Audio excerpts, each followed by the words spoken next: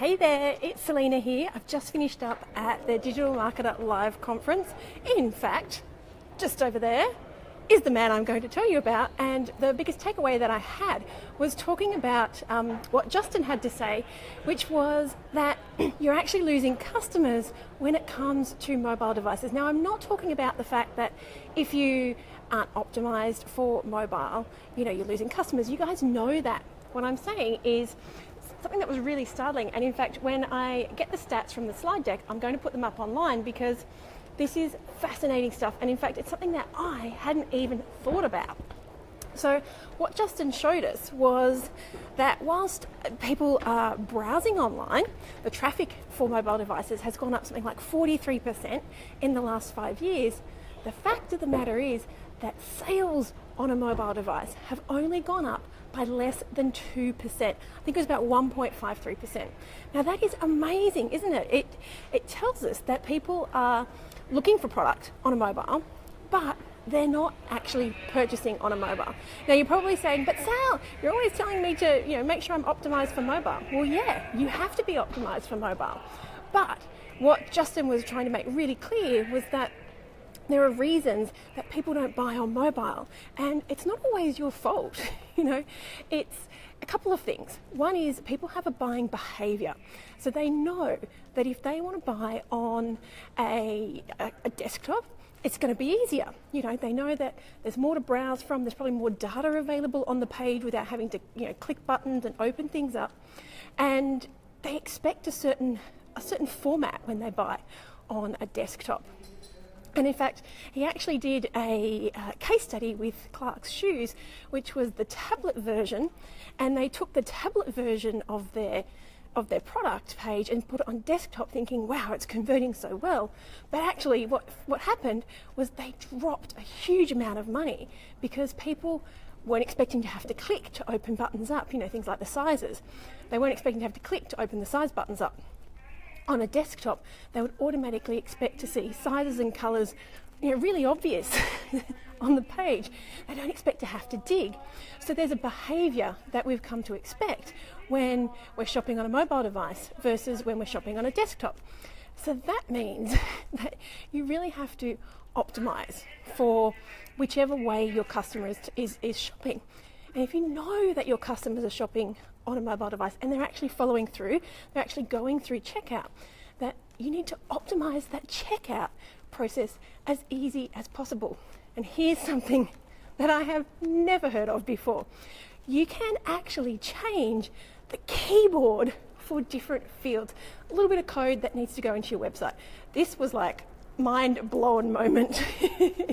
So, you see it when you go to big brands' websites. When it wants you to put your credit card detail, the number pad comes up. But, one of the things they found out was that when you use a traditional keyboard, the @ and the dot are on the second, sorry, I'm just working out how to get out. On the second keyboard, you have to press the shift button to go up. So that's one extra click, and it makes it really hard for people to buy from you. And so you can actually change the keyboard so that those dots and @ sign are on the keyboard that people would normally put their data in. This sounds like nothing, right? It just sounds like, Sal, what are you going on about? Who cares if they can put their dot and their @ Everybody knows it's on the second level of the keyboard. But they've got stats, and something like 90% of people failed at checkout because it was just too hard. And entering your email address is hard work, let alone entering, your house number and all that kind of stuff, your postage details.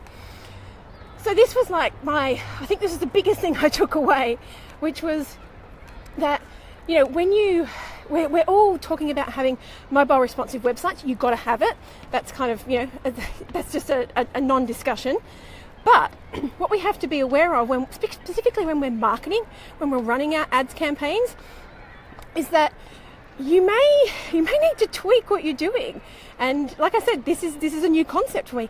Maybe you run your ads for awareness, for traffic, knowing that the conversion may not actually happen on a mobile device.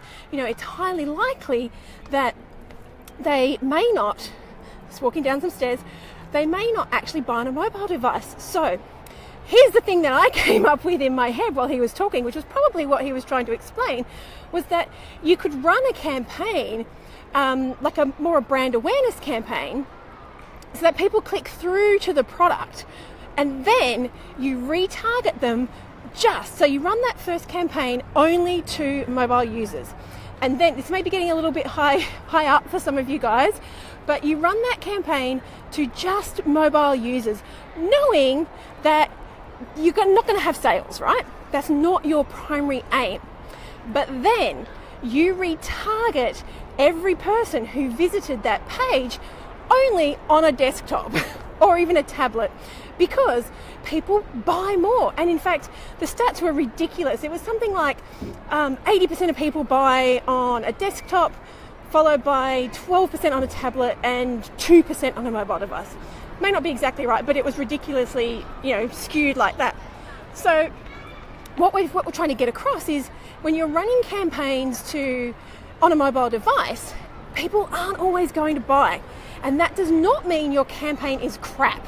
It does not mean that you failed. If you're getting the clicks through, one of two things is happening. One is it's too hard for people to buy, and if you've got Google Analytics, you'll see that people are dropping off at the checkout page.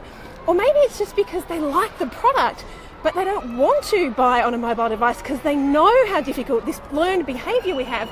They know how difficult it is to go through checkout on a mobile device, that they just go, you know what, I will look at that later. So this concept of running the campaign, sorry, it's a little bit loud here, this concept of running two campaigns basically to target your traffic only on a mobile device versus the people who are going to buy, game changer, complete game changer. And you can only try it out. That's what marketing is. It's about testing and measuring and tweaking and seeing if it works for you. But that was the thing that, this one concept that people browse on a mobile device but they don't buy on a mobile device.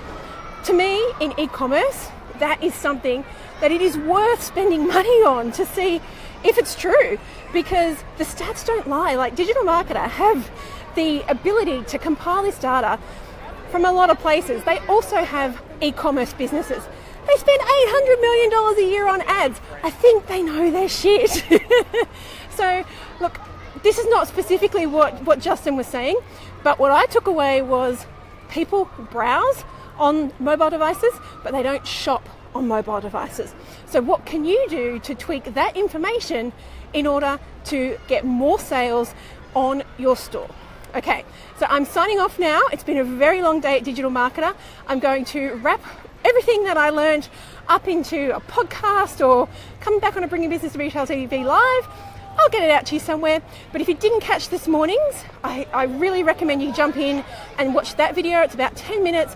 Talked all about the customer journey and how you really need to connect with them and map out where you make the money from them. And then this one's great. If you just jumped in, go back and listen to it, because this could make a huge difference for your retail store. But until next week, be profitable. Bye. This episode is brought to you by my new resource, the 5-minute hack to make you a copywriting ninja. If you have an online store, then this is for you. It will show you exactly how you can update your product descriptions in order to make more sales. Download it for free at selenaknight.com/ninja.